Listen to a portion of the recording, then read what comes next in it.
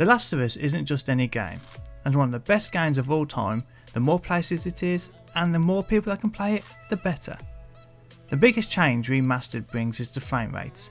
The original version of The Last of Us pushed the PlayStation 3 to its absolute limit to pull off 30 frames per second at 720p resolution. But PlayStation 4 runs Remastered at 60 frames per second at 1080p resolution. It's a jarring change at first, but one that I began to appreciate the more I played. If you don't agree, Naughty Dog has included the option to lock the frame rate to its original 30 frames per second, but it's a flipping back and forth that made me begin to see the contrast. It's hard to explain how much a difference to 30 to 60 transition makes until you see it for yourself. The PS3 originally frankly looks a bit choppy by comparison. Doubling the frame rate doesn't only provide an obvious visual boost, it enhances gameplay too.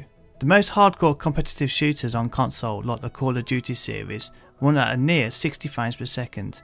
It makes the shooting that much more fluid, responsive and accurate. You'll see similar effects in The Last of Us Remastered during gun battles, even if they are, or should be, few and far between. Remember, this is largely, though not entirely, a stealth game. The PlayStation 4's extra horsepower also gives boost to The Last of Us graphic fidelity. Now, I know that's not necessarily saying a whole lot, considering The Last of Us on PlayStation 3 is almost the most beautiful game I ever seen on console. But somehow, Remastered looks a bit better. Textures are detailed, the lighting is enhanced, and even things pop out more. I must admit, the changes aren't mind blowing, or even game changing, but you can absolutely see the difference.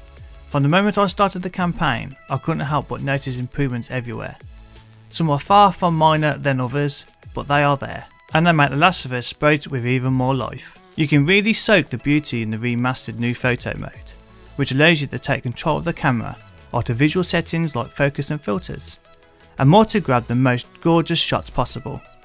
It's not uncommon to encounter stunning sights in The Last of Us, like when you first encounter an environment reclaimed by nature with Joe and Tess near the beginning of the game.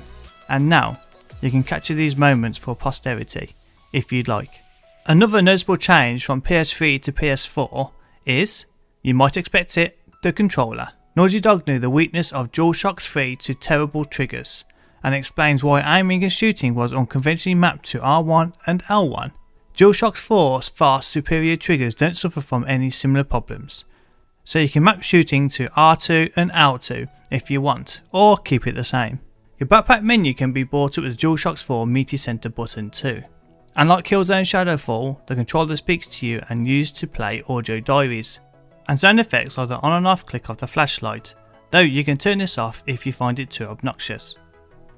And yes, playing The Last of Us Remastered online is just as awesome as the first time around, and again, by a silky smooth frame rate. I suspect the surprising online edition The Last of Us provided in 2013 will be renewed for some and discovered for the first time for others.